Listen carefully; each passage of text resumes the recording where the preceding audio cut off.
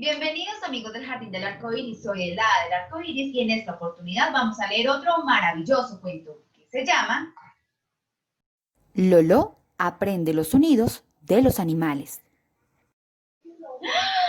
¿Pero qué se escucha? Lolo se ha levantado muy temprano para ir a jugar con sus amigos.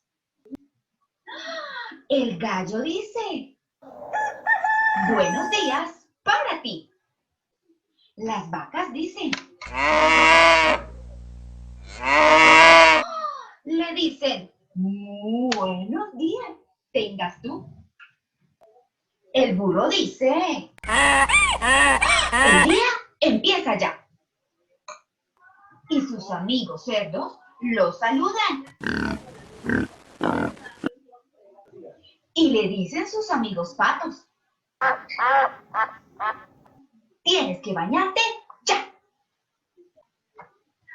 Oh, Lolo duerme, pero las abejas no. Y le dicen,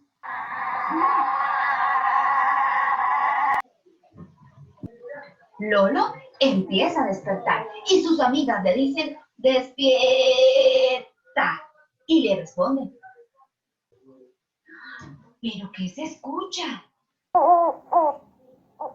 El búho hace, ¿y qué haces tú aquí? Pregunta.